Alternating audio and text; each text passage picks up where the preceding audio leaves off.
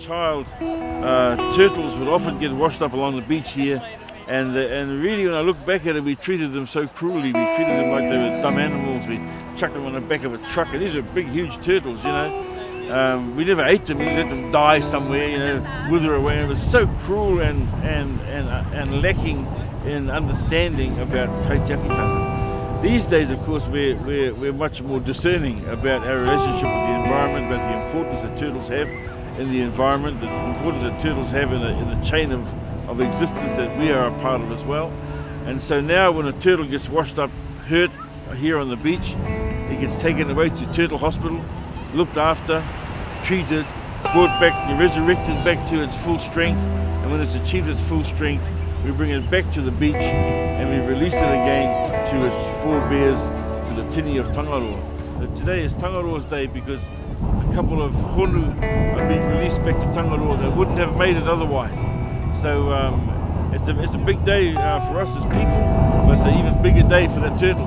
We've got two honu here today. Honu, of course, is the Māori word for turtle, and their names are Luke and Isla, or Luka and Isla. And so the fact that they have names tells you that they are very special animals, even to the carers that have been caring for them for the past few weeks, to make sure they get back to full health. So the mission today is to bring them back here amongst us as people, but at the end of the day, of course, turtles don't live with people, turtles live in the sea, and they live amongst the aquatic sea life of Tangaroa. So today we're gifting back to Tangaroa the animals that came free from his protection and became hurt and now are back to full steam again.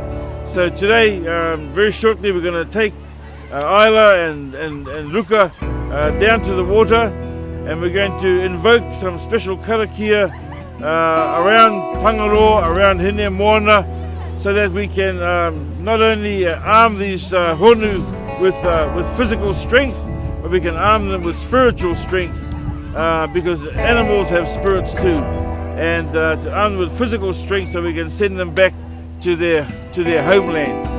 Just like people, Māori people, we have our homeland, turtles have their homeland in the sea. And today we're all part of a historic event to release these two animals back to their natural environment, and I'm very pleased to welcome everybody here today to participate in this very important event. So these turtles here, as we say, we've got these two sea turtles. These are both green sea turtles. These are both juveniles, about 8 to 10 years of age we estimate for these. At full grown size, the shell will be nearly 1 metre long, and that'll be or at reproductive size rather, that'll be 25 to 30 years of age. So these guys have got a long way to go before they get to that reproductive age. They'll start laying eggs, hopefully up in the tropics somewhere where that sand temperature is warm enough for them to undergo that behaviours. Now these two here, we've found washed ashore on this very stretch of coastline, and it gives me great pleasure to be able to bring them back here where they were found for release.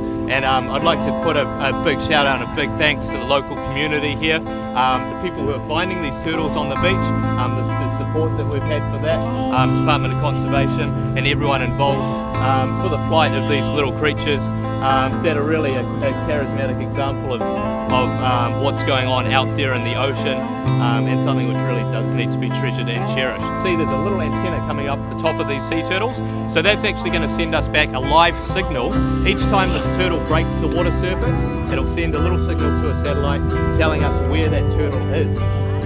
Also, we'll be recording the temperature and the depth that it's diving to. And these are things that we'll be able to tell, and you guys will be able to see that. It's all going to be up online, so you can follow these turtles around. And that can be used to help make conservation decisions going forward in the future. So.